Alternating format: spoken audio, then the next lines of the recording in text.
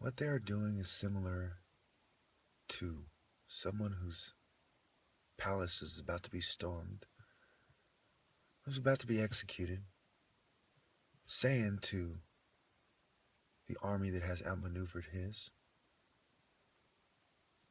"You better do this or else. We'll do this if you don't do this. I have the upper hand. You people have entirely invested in this life, while I have invested in the afterlife. I will die for a good cause and for what I believe in. And how much you suffer depends on you. If you persist to mess with me, the suffering will increase. For those of you who are so in denial that you don't understand why I'm right, you don't want to find out the hard way why I'm right. I have the upper hand.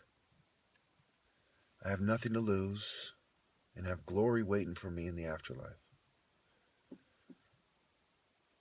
You are at a great disadvantage. You have invested everything in your lives here. It would be a shame to see them go to ruin or to be utterly destroyed. I'm smarter than you are, and I've demonstrated that time after time and time again. I've outsmarted your entire network. I've outmaneuvered you at every turn. It's about time you concede my point.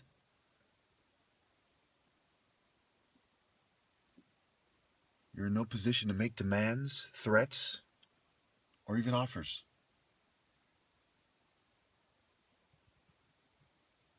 All you can do is pay homage and tribute and hope that it appeases the great Sageti.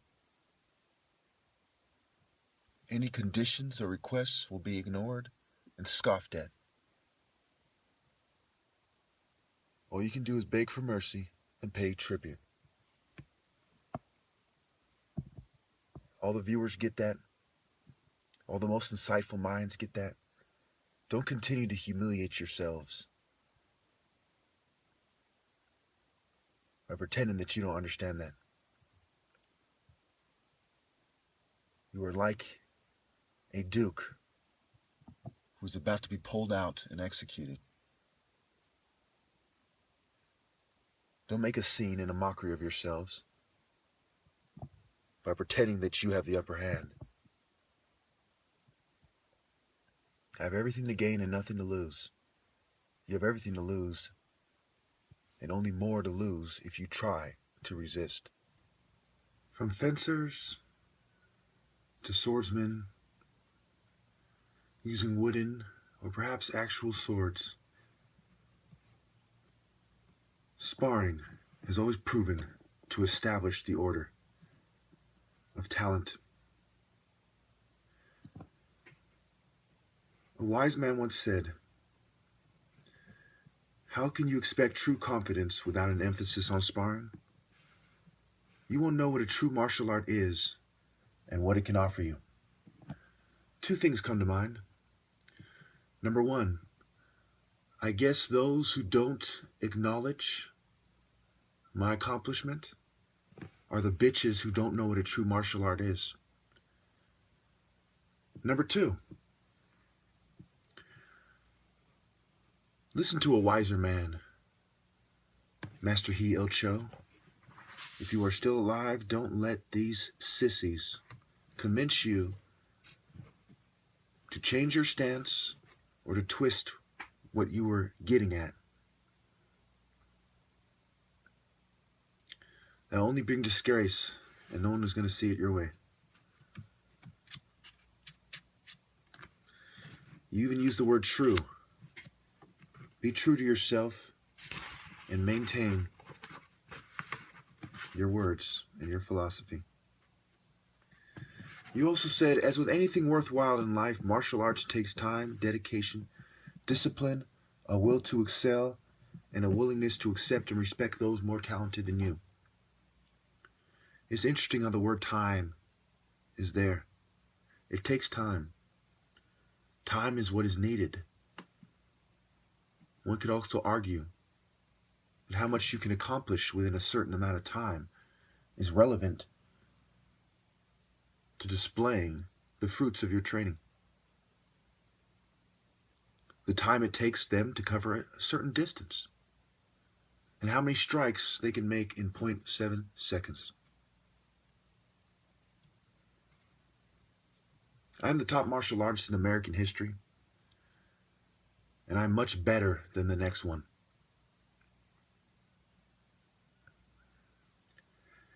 One way to measure a man's intelligence is his ability to perceive and estimate the martial arts prowess of another. Those people who say otherwise either are disgracing themselves or they're fucking imbeciles. They are either stupid or they are playing stupid. And either way, they are unworthy to call themselves martial artists from that point on. So go ahead and go on record and say otherwise, so that in the heavens, the warriors may cross your name off the list of martial artists. Without further ado, the interviews. So we were discussing off record the fact that men tend to have more of an analytical mind, and they tend to systemize things better. And women tend to empathize more. And this is almost certainly related to the fact that women historically raised their children. And this is part of why feminists seek to make women more like men and men more like women. If women were really that smart and they were really being treated so unfairly and not given their rightful place, then why don't women see through what feminists are doing? Why didn't women naturally outmaneuver men? Why did it take corporations sponsoring their movement? Why did it take men helping them out? Women tend to be nicer, and in society, there isn't a strong enough emphasis on the value of a woman, the only equality that women can have. Now, keep in mind that to me, I'm a warrior, I'm a man of God. To me, no matter what women do, they will never be as respectable as a man. However, they can be equal to the masses of men. Because to me, the highest peak of existence can only be achieved by a man. For example, there isn't a woman who, in history, who was as great a speaker as Hitler is, or Hitler was, okay? And there isn't a woman who's going to be as great a warrior as the greatest warrior, or as close to God as the prophets who were men. So it is impossible for them to be that. But they can be this virtuous, loyal, empathetic, considerate, devoted housewife. Beautiful. Standing by a man, maintaining the family. That is the most respectable thing a woman can be. A God-fearing, child-raising woman of high moral value. A woman with a nice job is not better than that. A woman president is not better than that. Any thoughts? Well, no, I agree with you. I think you've touched on most of the points we discussed. But yeah, I mean, I think that there is a strong emphasis of women being superior at this very fundamental time in the millennia. And it's almost like we need to break through this all these stereotypes about women, not having a voice, being able to fight their corner. But it's getting to an extreme now, where women are just given so much power that it's almost, they're reversing roles almost, but you can't do that when you've got men. I mean, if you look at the sports dynamics, I mean, here where I am in the UK, football is still played by men. You do have females coming into it now, but that's predominantly because feminists have sort of said, oh no, they're equal to men, they can perform, they've not been given this opportunity. But I don't think it's about there are females who could be good football players, soccer players, but I think it's not in the same league as men, and it's not a majority. There is a minority, but I wouldn't say there's a majority. Just like anything else, just like computers, maths, things scientific related, because men tend to be methodical thinkers, more practical thinkers. Just like you said, women tend to be more empathetic and think more like a motherly role. And it kind of, it's good to have that kind of dynamic in a work ethos or whatever, but you find that there's always, when a woman is ruling something, there always tends to be a lot of weakness around it. And then when a man is controlling an environment, it tends to have more kind of a balance. And it's almost this kind of battle between the two, which one is better than the other. And I think scientifically it has been proven that, men being methodical thinkers, they tend to be good leaders. And this is throughout history, just like you've touched upon. So I think there's, feminism is just allowing, women who have been traumatized, let's say, or they've had some sort of abuse in their life or something, as a advantage, to make it an advantage to a feminist, to say, oh no, you were suppressed, that's why you were treated like this, you didn't know which way to go. But it's not actually the case, because that in itself is demoralizing for women, for feminists to think that way.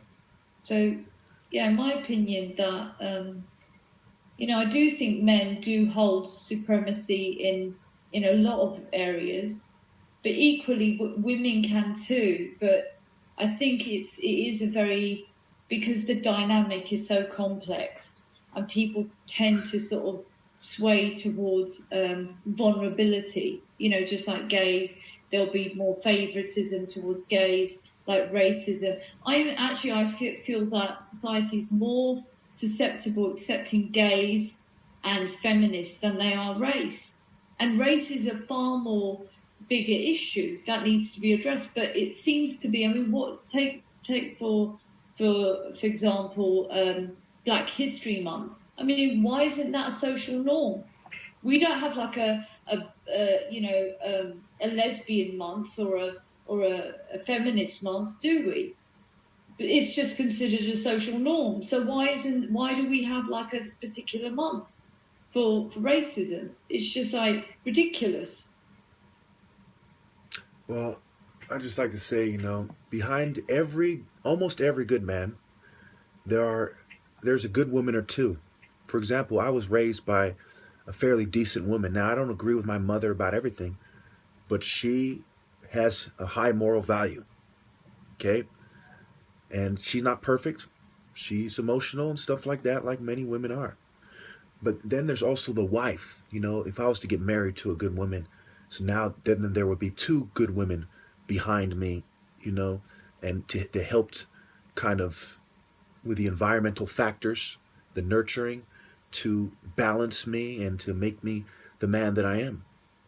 A lot of people think that you have to be homosexual or be effeminate to balance the feminine and masculine nature. No. It already happens. You are raised by a man and woman, preferably, and that creates that male and female balance. The balance is in your nurture. You don't have to be gay to have that balance between the strong and the soft, the male and the female. That comes from how you are raised, and that comes from marriage. When you marry your wife and you spend most of your time when you're not working, talking to your wife. You see what I'm saying? Yeah, no, I agree. So, and again, I don't want to make this a short clip, so I'm going to end it there. But yes, we need to reinforce the good women, and we need to address those who seek to disturb the natural balance, the natural order. and stop trying to be, pseudoscientific, eugenic scum when it comes to this. Stop trying to inject homosexuality and feminism. Stop trying to recreate the balance. It's not going to work. You don't understand the human mind. All you people don't understand nature. Being a social engineer and a spiritual engineer, these are things of the devil. You strive to do the right thing. You make society in a way that's consistent with nature and God. And then everything, goes as it should, as you follow the laws of the prophets. Everything else is Luciferian garbage. And in its worst forms, it's satanic garbage. Because Lucifer was somebody who was inclined to become Satan before he became Satan, who maintained a certain level of divine behavior, if you will. But also he had his hidden agenda and his hidden complex, which would eventually express itself as he would become Satan. And that is the difference between Luciferianism, which is the dominant philosophy in the West, in Israel, and Satanism. One more thing that people miss is that Lucifer was mad, and Satan was Lucifer in the peak of his madness. And he maintained that peak for eternity. One would have to be mad to go from being an angel to being a fallen angel. That's why when you look at society and how it works, it is correct to say this is madness. It is correct to say the nuts are running the nut house. It is correct to say that the nuts are making the descriptions of what it means to be nuts in the DSM. America and many Western countries are basically nut houses run by those who share the same mental illness or state of madness as Lucifer or Satan.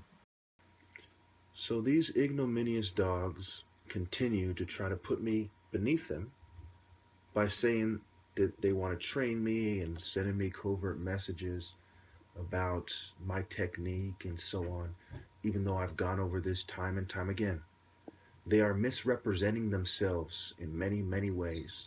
They want people of their races to misrepresent themselves. They threaten to take down my videos if I don't pretend that I'm not the top martial artist, in favor of those who uphold white and kind of Jewish social norms, which are known to the masses as American social norms, because they don't kind of see the underhanded, devious nature of the scum who come up with these social norms and propagate them. So they are practicing in a particularly reprehensible form of spiritual infidelity while they are defrauding the masses. They are harassing me about this. I could not possibly be more clear. It is dishonorable to harass me about this. Find someone to beat me with your massive network. You found all these chemicals to use on people. You have millions and millions of Americans in your network, and you have foreigners. Find someone to beat me. Don't accuse me of what you are doing, you lowly dogs. And I'm talking to the gang stalkers, obviously, and apparently. They couldn't beat me in their prime, neither could any of their students or anyone else in American history. They say little immature bitch shit like no one takes you seriously. No one takes you seriously. Not even people in your own networks. They're all wondering the same question, you fucking cowards. Why couldn't you beat them? Why couldn't you find one person in a nation of 312 million people, you fucking pussies? You expect us all to believe that you're going to go way out of your way to push my buttons, to try to make me seem less than I am, but the most obvious way, if it was possible, that you wouldn't do it. How stupid do you think the masses are? How stupid do you think the people in your own networks are? How stupid you must think mankind is.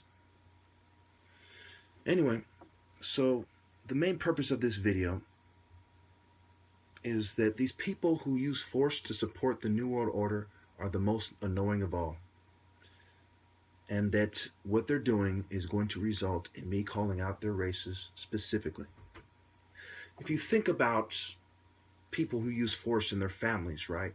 Like father, like son, a patriotic family that has an American flag, you know, hanging from their home and so on, right?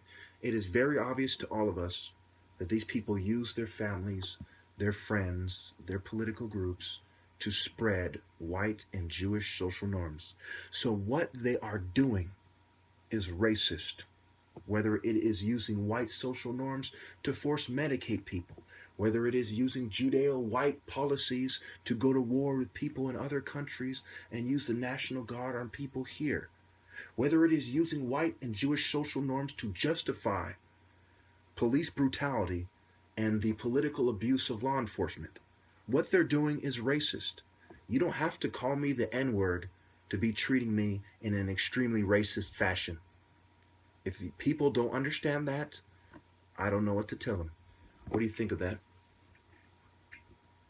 No, it makes sense. Which one is worse, calling somebody a racist slur or denying them their rightful place in society because of your racist social norms? Which one do you think is worse? I'd say it's denying you of your rights, really. Yeah, my rightful place. So, you know, you got to make the distinction. I'm talking about, you know, the rights. Yeah, the rights and the rightful place go hand in hand. You know, these cops, these mental health people, these military guys, their main job, and they've made that absolutely clear, is to uphold white social norms with a Jewish twist. And of course, these are the white Jews doing this, not some poor Ethiopian Jew in Ethiopia, you know. Anyway, you know, so they made it clear that, you know, when it comes to a choice between doing the right thing and upholding the law versus upholding white social norms, they abandon the law. They participate in felony stalking to uphold white social norms. And whoever says otherwise should be shot. This is not the type of thing that you should ignore. This is a very obvious and very harmful process that kills millions of people annually all over the world. With psychiatry alone, they kill 500,000 people in Western countries alone with psych meds alone, not to mention the other side effects. They cause them permanent cognitive impairment and all kinds of horrible side effects.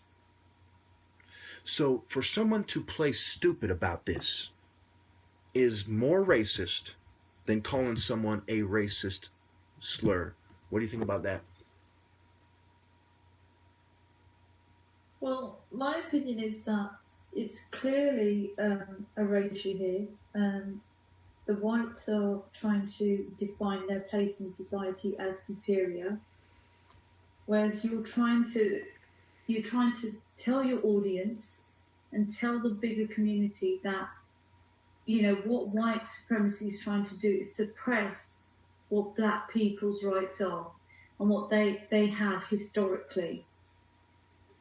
Yes. I would say I think the message you're giving your audience and the people out there should continue, and I don't think you should be given the harassment you're subjected to on a daily basis and all this covert messaging. You should be given your rightful place as a martial arts champion. So I really, you know, really feel for you. It's extremely frustrating as a person to observe what you go through.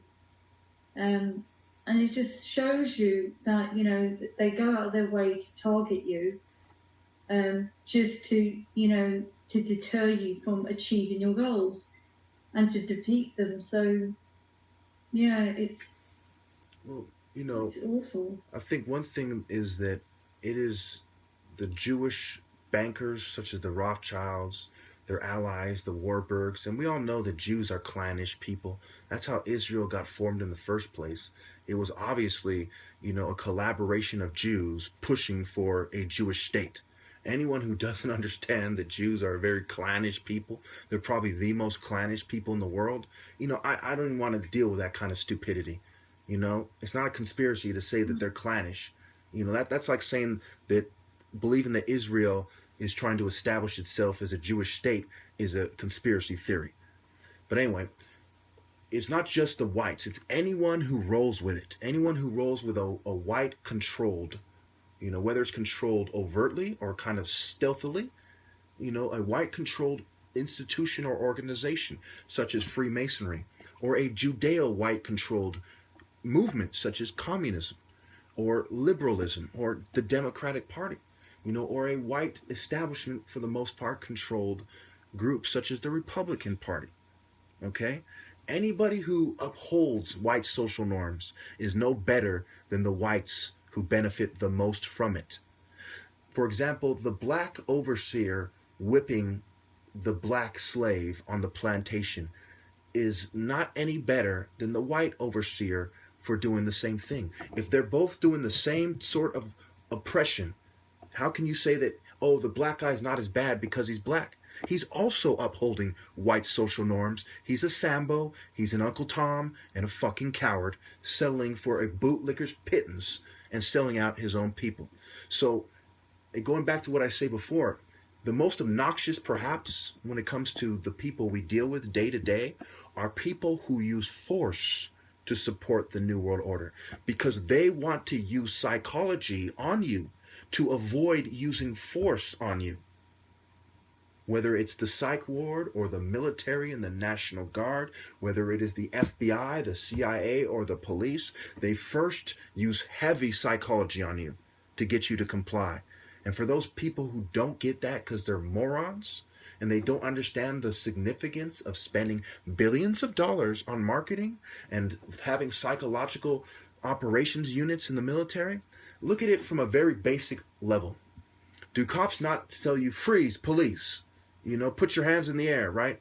They're trying to, that's a form of getting you to comply so then they can arrest you without incident, versus not saying anything at all and just shooting you, right? So obviously, they first use psychology, and they get psychologists to help them refine that psychology.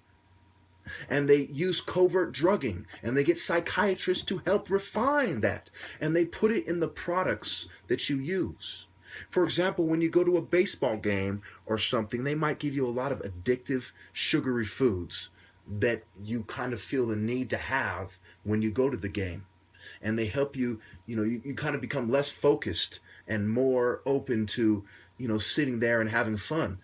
It's not just in the psychology, it's also in the chemicals in the food.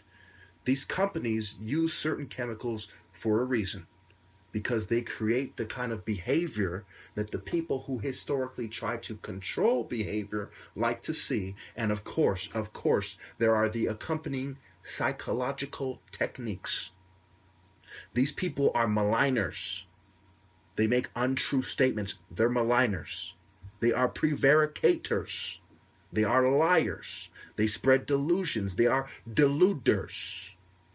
They're also diluters. They dilute the truth. Any thoughts? No, I completely agree with what you're saying. I mean, you're going into a lot of detail, so I don't really need to speculate. It's just... Briefly weigh in on this, okay?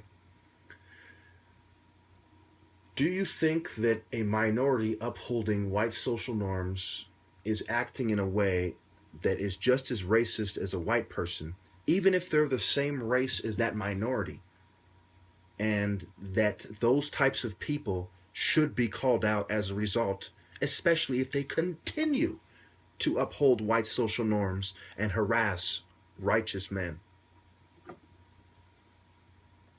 Yes, I do, because I think what it is that when you follow a trend, no matter what race you are, you're not actually proving a point. I mean, it's really significant what you're saying in terms of blacks having a supremacy, blacks having a right, because they don't seem to have that.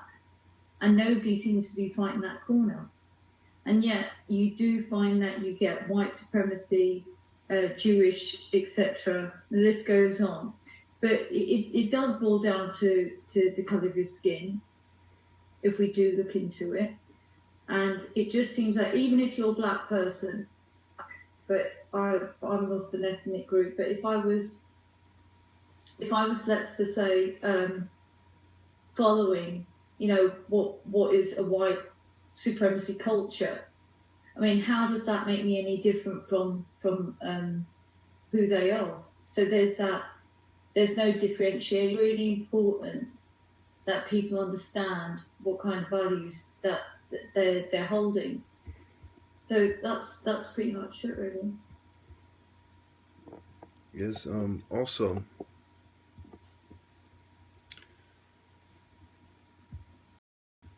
let's see. So one last final thought.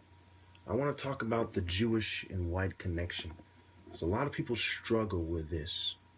When you read Morals and Dogma, it makes it clear that the Masons are pushing white supremacy. Okay? A subtle, stealthy, a covert form of white supremacy versus the white supremacists who are overtly doing it, the ones who are, who have their groups, or they might be Republicans or what have you. Okay, their version is a little bit different. And it's designed for people to meet halfway. First, people must establish themselves as powerful groups in society. Whites, certain Asians, Chinese, Japanese, Jews. And then they all kind of slice up the pie together. And blacks are left out. Okay, so let's look at this thing for a second. Let's look at the Rothschilds, right? And we'll look at the Ashkenazi and Adam Weishaupt, who was of Jewish descent, who were in Germany. And the Jews in Russia, right? These three places perhaps are the most powerful nations in Europe. Okay? England, Germany, and Russia, or at least the most influential. Would you agree? Yeah, the United Kingdom. Yeah, yes. So, and there's a reason why it united, right? Because the Scottish Rite, and so on, and all those people, they're very influential. They have a lot of rich bankers and powerful people from those nations. So when they came together, it gave England, a little bit more power, or the British a little bit more power, if you will. So when you look at Masonry supposedly was started by white people, and it perhaps was, but certainly these white people were assisting the bankers the same way that the Templars were bankers, and the Templars supposedly migrated, to Scotland and eventually to England, as one story goes, and they formed the Masons. So these were bankers from there, and then you had Jewish bankers, and they kind of merged together in the UK. You follow me? Yes. So this is a very solid connection between the white kind of Christian world that was at odds with the Catholic Church, because the Templars were eventually persecuted by the Catholic Church. I believe the Grand Master was executed, Jacques de Molay, a French guy. So obviously there's other European nations involved as well. Italy and France, pretty powerful as well. But anyway, you look at the Jews who started communism in Germany and how they moved it to Russia, and it really spread there, okay? So you see this solid connection between the Jewish bankers and the white bankers, historically. Secret societies, banking families, you name it. Both of them with massive networks that were global. We look at how the Rothschilds spread out, for instance. You look at the global activities, or at least the international activities of the Templars. It is very clear that these people, when they came together, they brought their networks, which included the criminal underworld and agent provocateurs and just agents in general, who knew how to kind of game the systems in the various countries they were from. Added to that, the Jews were expelled from many nations and being accused of gaming the system, among other things. So when these criminals and these secret societies and these bankers come together, should anybody then question that this is a collaboration, first and foremost, between whites and Jews, and they are historically criminals, they are historically outlaws, they historically funded and controlled and masterminded and spearheaded revolutions, and they have a long-term plan. Should anyone, doubt that, especially a historian? What do you think?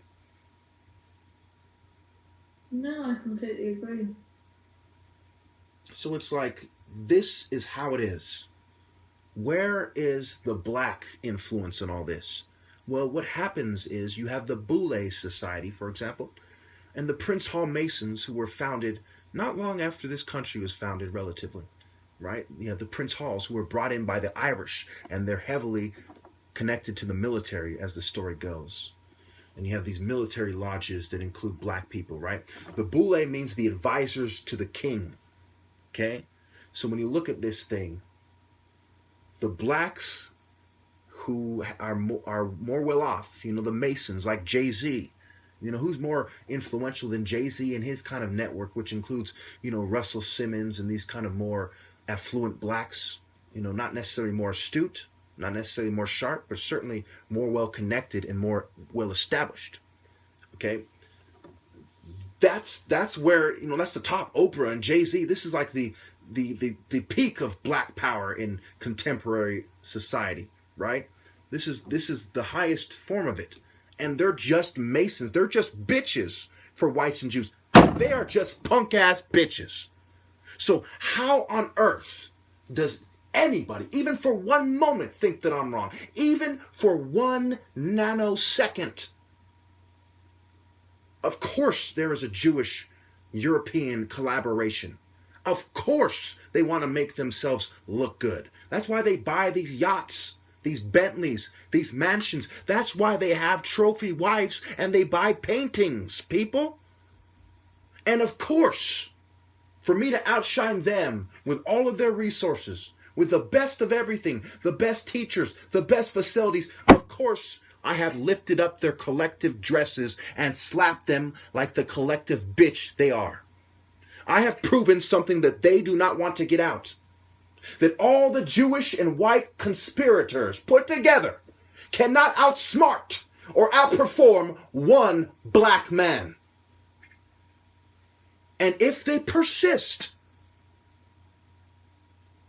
with their chicanery, with their knavery, with their cheating, I will be forced to highlight the racial significance of history and my life and the true achievements of black people.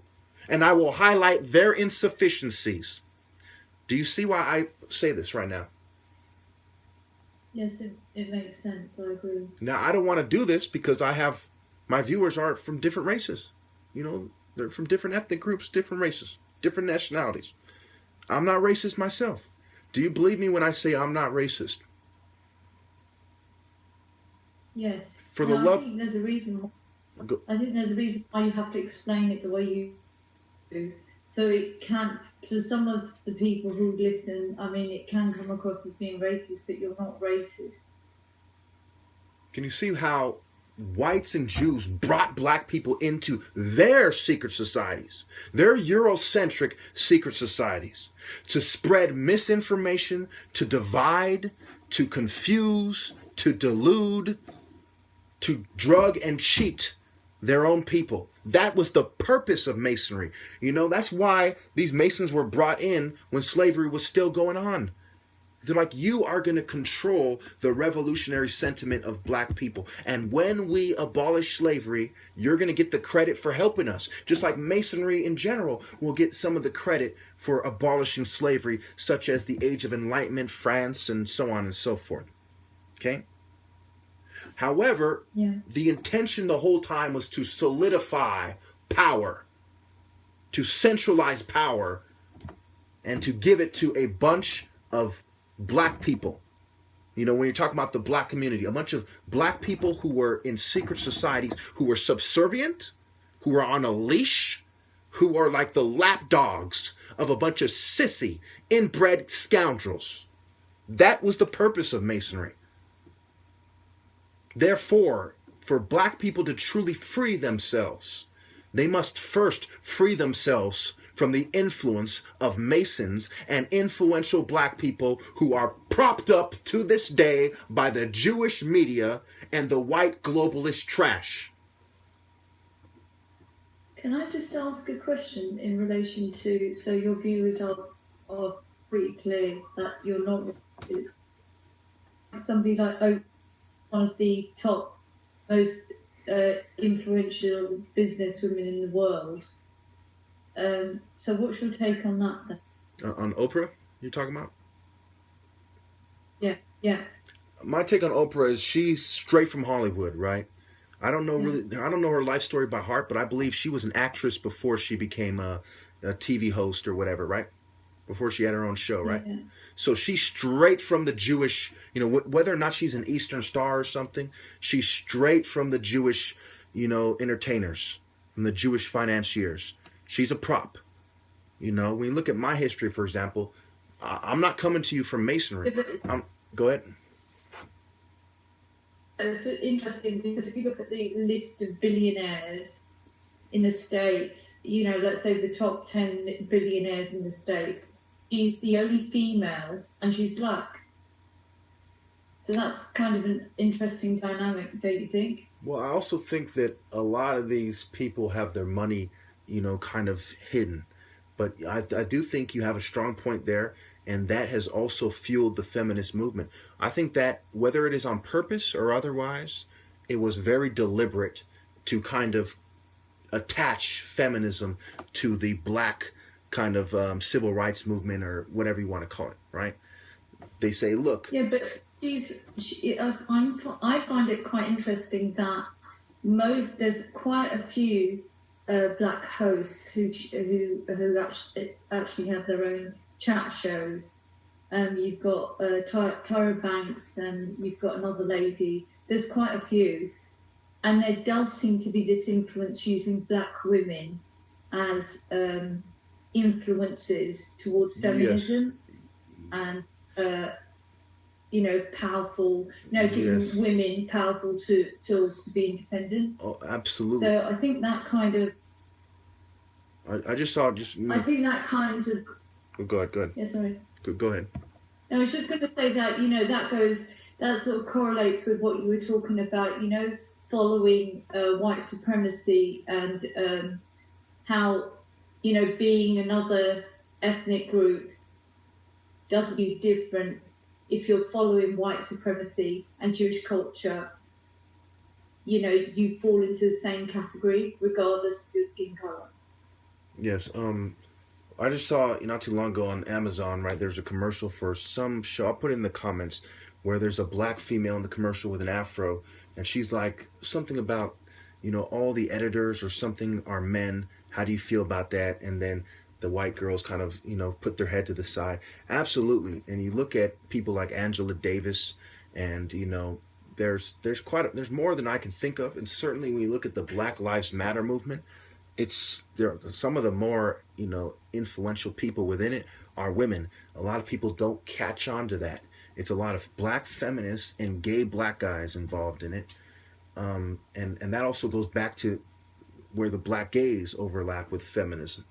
And they'll say things like, well, if our men aren't doing the job, we're forced to step up and so on. Some of them know it's by design, some of them don't. Some of them actually believe that bullshit. But yes, absolutely. That's also something that they applied, different roles, because typically before you had the Uncle Tom in the house, right, you had the housemaid, right? Women were some of the first house niggas in the house, logically and historically. Can you guess why that is? No. All right. Well, If you could love it. Women are kind of more family oriented, right? And when you're in the house, you deal with the family. So, and they're less threatening. Okay, it's kind of like the Merry Maids. Here in America, we have, at least in California, a company called the Merry Maids, right? Typically, it's a bunch of women that come over and clean your house, right? Because women are less threatening. We're a little bit more inclined to trust them, and things of that nature. So absolutely, and part of it was psychological as well. Emasculate the man, empower the woman. That's always been the slave master's kind of desire. Especially.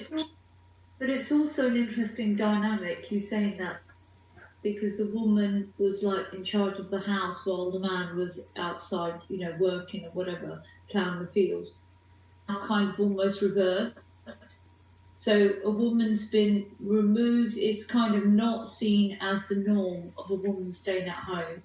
It's more normal if she's working. However, for some reason, if a woman's at home, people start worrying. They instantly just make assumptions. Oh, are you being controlled? Why aren't you allowed to do things? It's just this instant stereotype.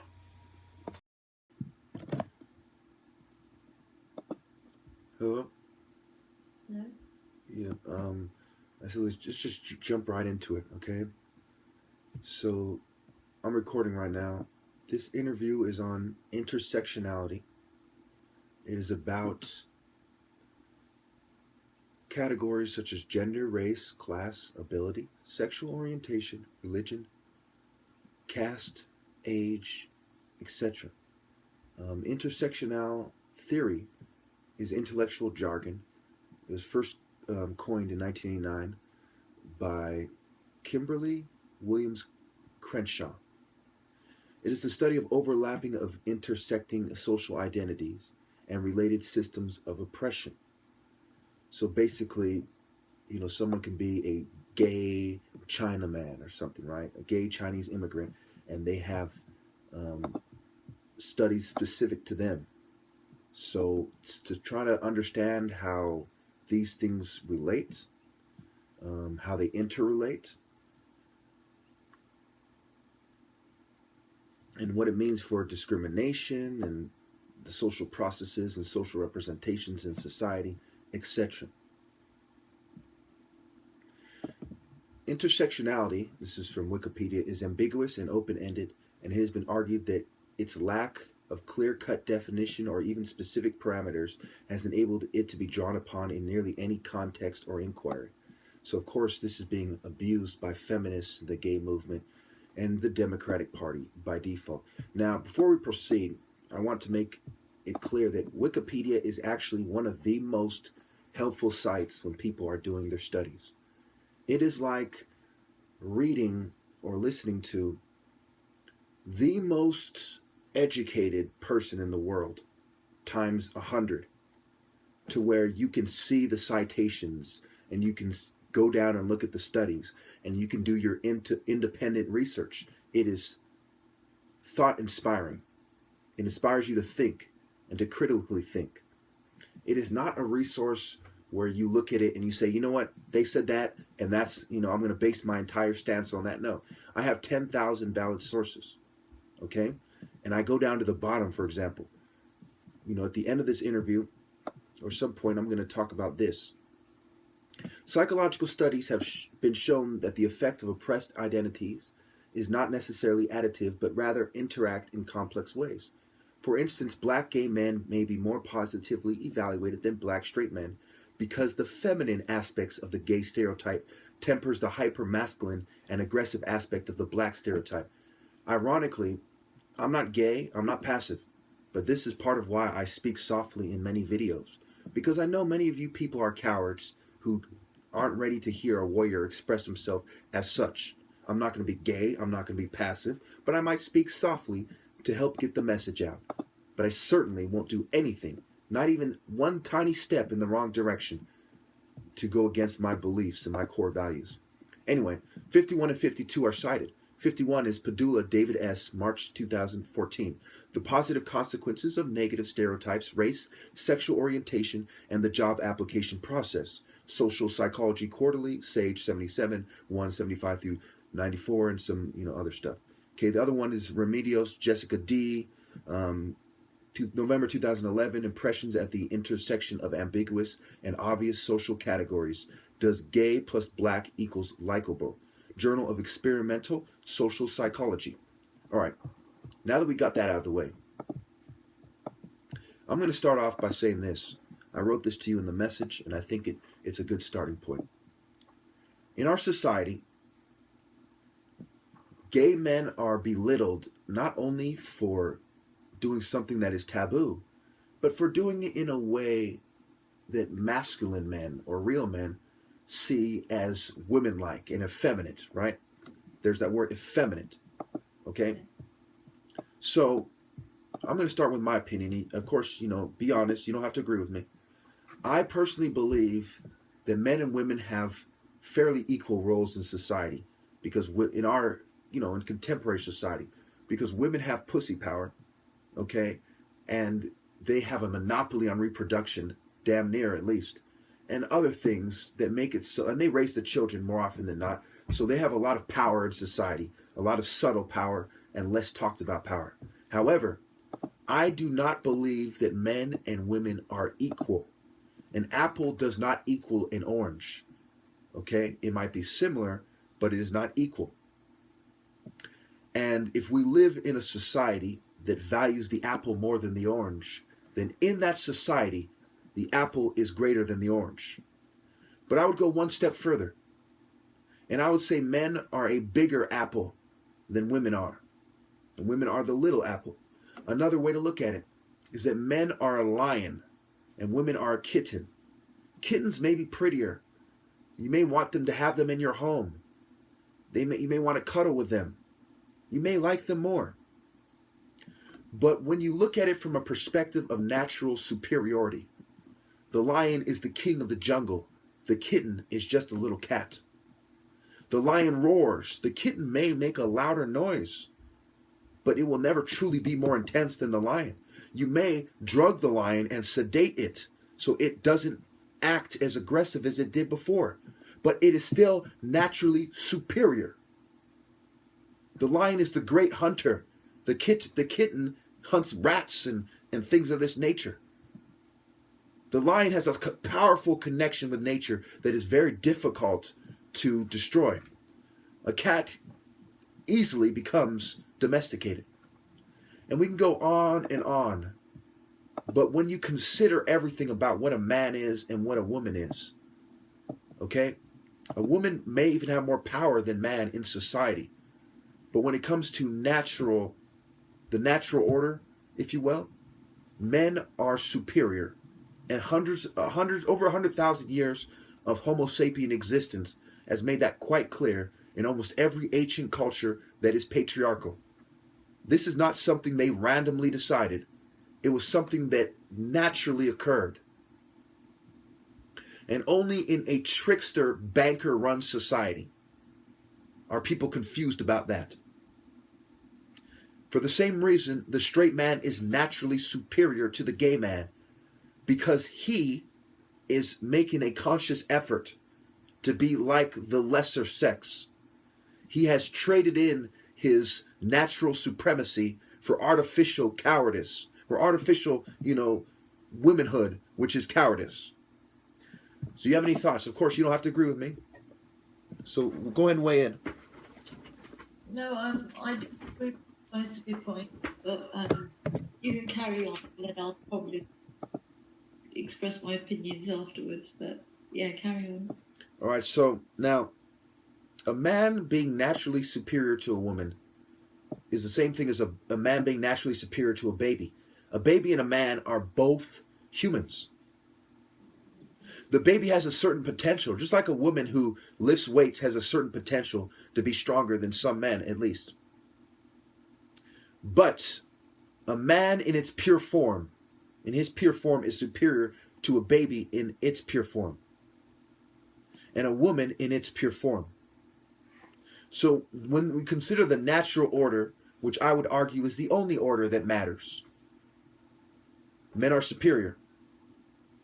For this same reason, to man up and go against the grain is an act of natural supremacy, and to conform to this kind of gender-neutral society, this kind of dual-gender Baphomet-run society, is a form of trading in your manhood for artificial womanhood.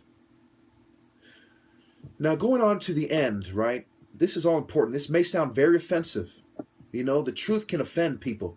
Am I to be held responsible for highlighting the truth when it is offensive? If someone won the race, if black people won, a race for 100 years against all other races, every Olympics, and I said, black people win the 100-yard dash every time, is that racist? No. Is it offensive? Probably.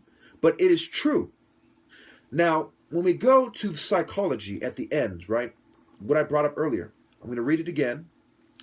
Psychological studies have been shown that the effect of oppressed identities is not necessarily additive, but rather interact in complex ways. In other words, if you're a gay black man, it doesn't necessarily mean you have it harder than a straight black man.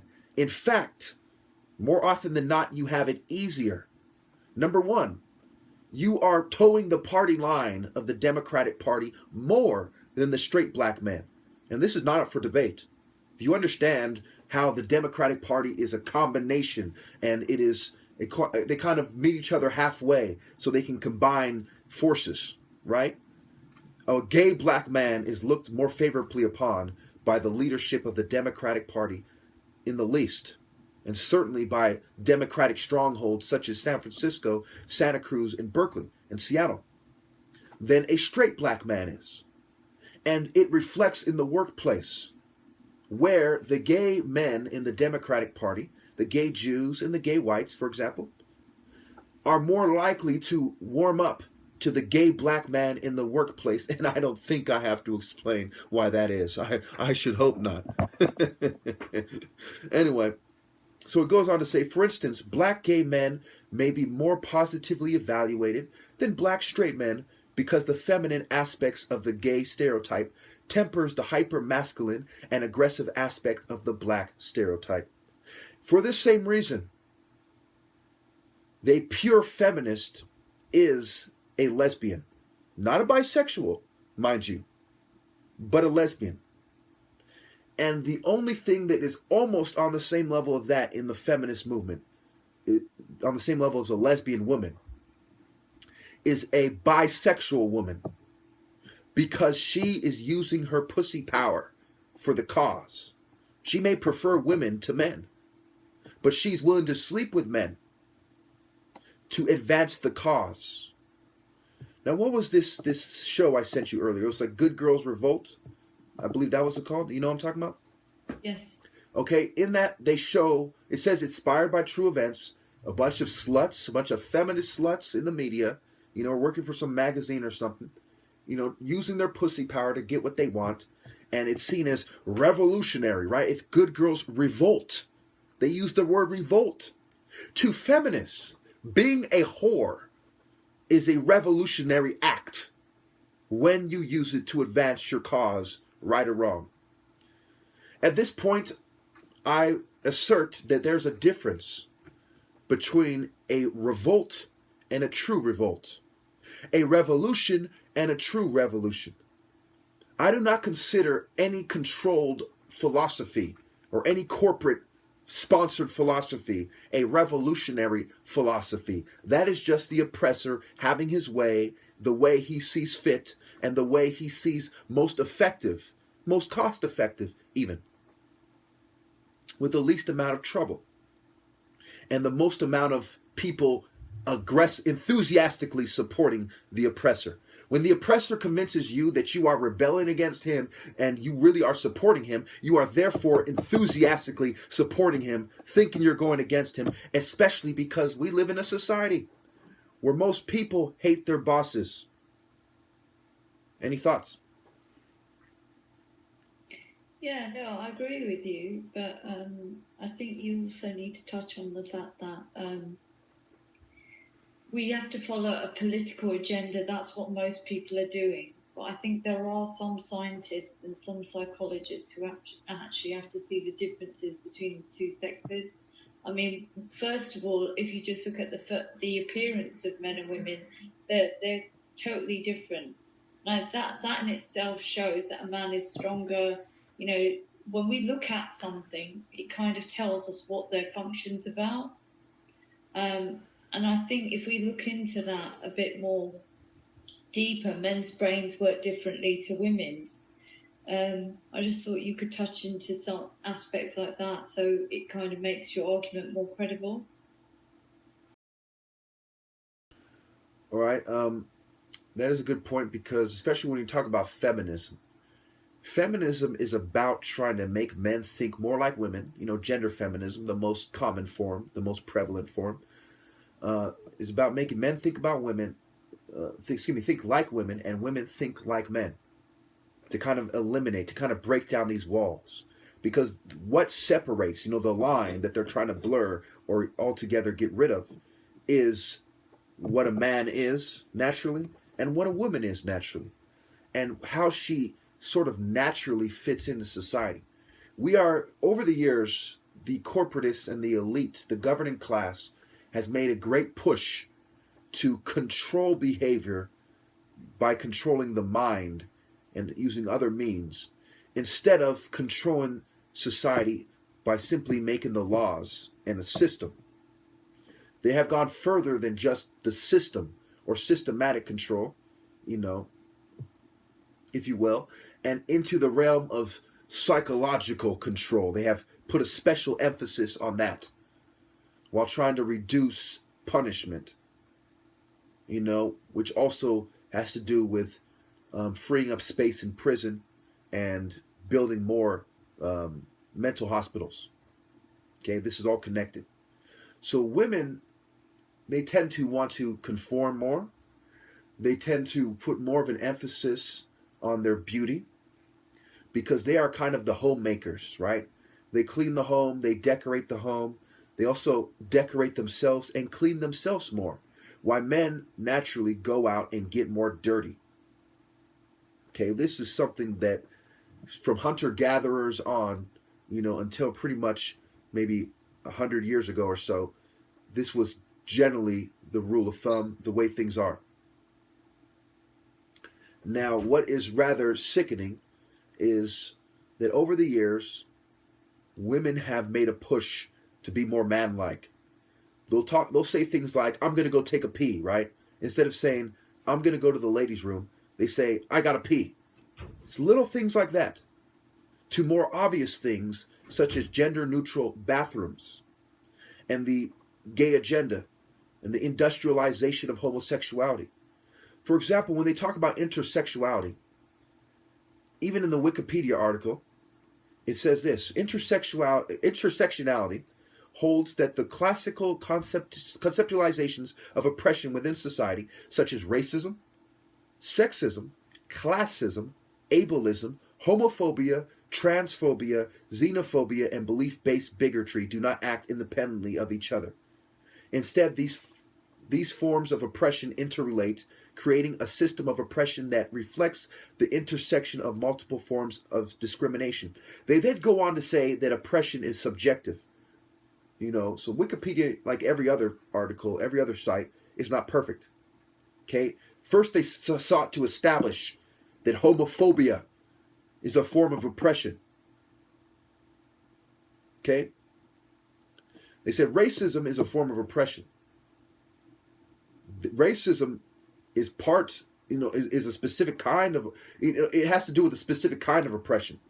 But it doesn't necessarily in itself oppress. None of those things by themselves, except for maybe classism, necessarily oppress by themselves. But they have to do with specific forms of oppression. However, a strong argument can be made that homosexuality is a sin, and therefore it needs to be frowned upon, stigmatized, and eradicated in society. So therefore, homophobia is not a valid word. That is like saying criminal phobia or something. It is something that should be stigmatized. They should be, punished for such deplorable behavior. Next thing you know, they will say pedophobia or some bitch shit like that. Okay? Homosexuals are actually the oppressors. I don't see how any logical historian or political scientist could not see that homosexuals are some of the main oppressors. And the gay movement is straight from the playbook of the gay, bisexual, and gay-friendly corporate elite. Trump being president is no more significant than Obama being president. Obama being president, having been president, does not mean that racism doesn't exist. Just like Trump being president doesn't mean that the fucking elites aren't gay-friendly. You see what I'm saying? So to put the oppressor in the category of the oppressed and say that it is a movement to liberate the oppressed people, nothing can be more disgraceful than perhaps the fact it is being done with the biggest sellouts in the black communities leading the charge. The black feminist, the black homosexual, the Mason, the Boule, the black psychologist, the black psychiatrist, the black controlled sociologist. These are the oppressors. These are the overseers and the house niggas in the black community. And they cannot say otherwise. And they cannot say, well, we're in secret societies. We can't defend ourselves. If a bunch of pedophiles were in secret societies, which is pretty much what Masons are, could they then turn around and say, well, we can't defend ourselves, so you shouldn't talk about us? You see how stupid that is? Yeah. You being in a disgraceful secret society, you doing shit disgracefully, covertly, as if you know better than the rest of society, does not make you immune or above criticism. You despicable cowards. You effeminate cowards. Did Jesus hide like a bitch? Or did he say, yes, I am the Messiah? That is manning up.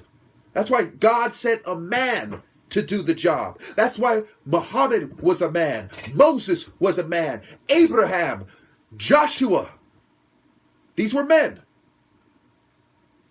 So historically, socially, naturally, religiously, culturally, when it comes to warfare, men are superior. And it is absurd. It is disgusting to say otherwise. It is just as disgusting as an 80-year-old gay man having sex with a 2-year-old baby boy. To say that men are not superior, nothing can be more backwards than that. Men civilized the world. Men advanced society. And where men have failed, it is where they have accepted philosophies that are unnatural. Especially ones that do not include a patriarchy, which is natural. God is the father. He's not a bitch.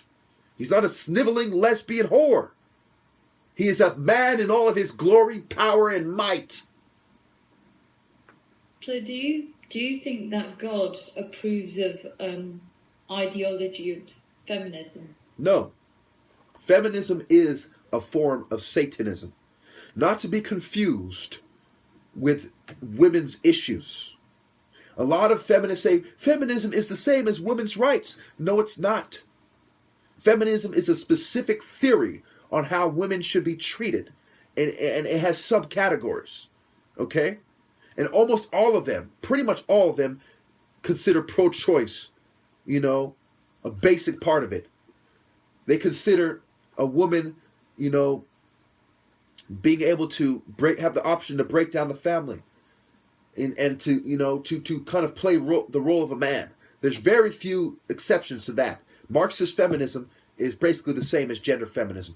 Satanic feminism, the same as gender feminism. A very small form of feminism called Christian feminism, ironically, may include some quote-unquote feminists who believe in the family structure.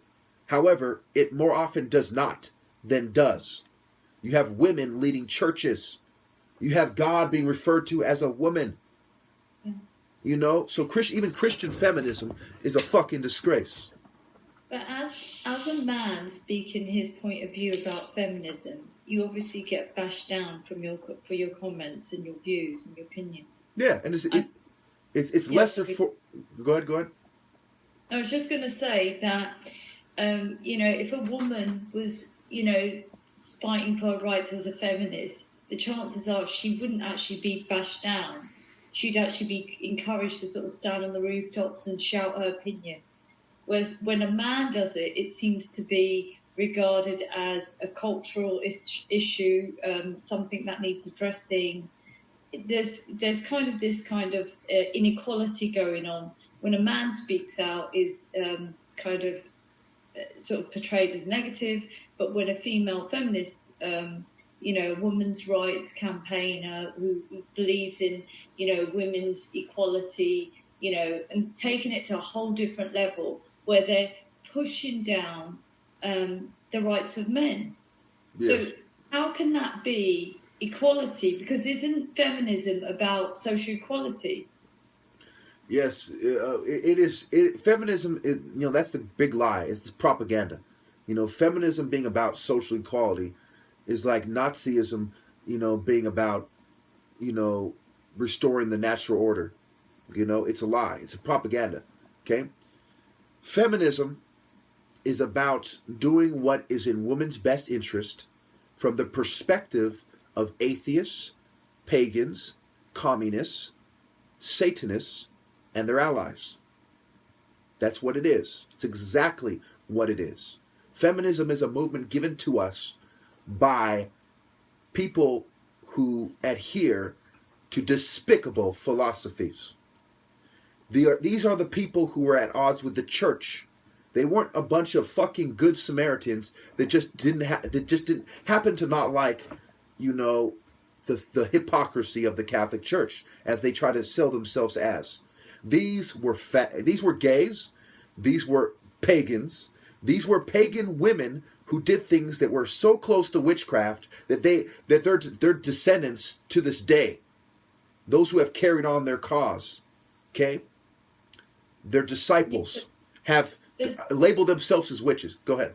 I was just going to say there's an interesting dynamic in all this with feminism where, they were the inferior sex, but now they seem to be the superior sex. So there's this indifference now of, superiorism against inferiorism. So who's inferior now? Well, now men. In the natural, again, like I was saying earlier, you can sedate a lion, but it will always be naturally superior to a kitten. And if a lion defeats a kitten in combat, sedated, fumed, dehydrated, it hints at the fact that it's a lion. If I didn't know which one was a lion and which one was the kitten, and the lion defeated the kitten, fumed, sedated, dehydrated, sabotaged, harassed, stalked, I would say, hey, that's obviously the lion, and the other one's obviously the kitten. So, going back to what you said,